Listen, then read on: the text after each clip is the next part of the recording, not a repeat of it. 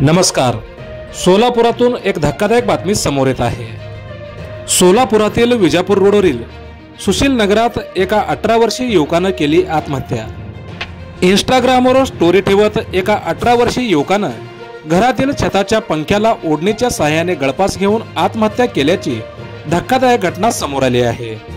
ही घटना विजापूर रोड येथील सुशील नगरात काल शनिवारी सकाळी 9:30च्या सुमारास उघडकीस आली। योगेश अशोक ख्यागे वय 18 राहणार सुशील नगर विजापूर रोड सोलापूर असं आत्महत्या केलेल्या तरुणाचं नाव आहे। मिळालेल्या माहितीनुसार आत्महत्येपूर्वी योगेशने इंस्टाग्रामवर एक स्टोरी अपलोड केली होती। त्यात त्याने लिहिले होते, मरायच्या आधी मी सर्वांच्या मनातून उतरून जायचं ठरवलं आहे, जेणेकरून मी मेल्यानंतर कोणीही माझी आठवण काढणार नाही। घटनेच्या वेळी योगेशचे आई वडील नातेवाईकाकडे गेले होते, तर तो घरात एकटाच होता। नातेवाईकांनी योगेशला बेशुद्ध अवस्थेत खाली उतरवले आणि तत्काळ येथील शासकीय रुग्णालयात भाऊ रवी यांनी दाखल केले।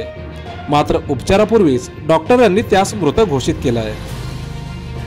योगेश हा एका बेकरीत काम करत होता, तर त्याचे वडील वॉचमन म्हणून काम करतात। त्याच्या पश्चात आई वडील एक बहीण असा परिवार आहे। घटनेची माहिती मिळताच नातेवाईक आणि मित्रांनी सिव्हिल हॉस्पिटलमध्ये गर्दी केली होती।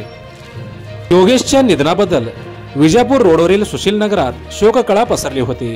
येथील स्थानिकांमधून हळहळ व्यक्त करण्यात येत आहे। आजकाल सोशल मीडिया जितका चांगला आहे तितकाच घातक देखील ठरत आहे। या सोशल मीडियामुळे आजकालची तरुणांची मानसिकता बदलताना दिसत आहे। सोशल मीडियावर एखादी भावनिक पोस्ट पाहून लगेच रिॲक्ट होताना आजची तरुणाई दिसत आहे। कोणतीही टोकाची भूमिका घेण्यापूर्वी एकदा शांत डोक्याने तरुणाईने जरूर विचार करावे की ज्यांनी लाडाने वाढवलं, इतकं प्रेम दिलं, आर्थिक परिस्थिती नसतानाही तुमच्या इच्छा अपेक्षा पूर्ण केल्या, त्यांच्या मनावर याचा काय परिणाम होईल याचा विचार जरूर करावा।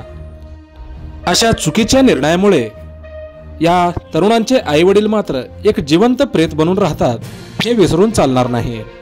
वेळेच सावध व्हा, आपली वैचारिक शक्ती मजबूत ठेवा।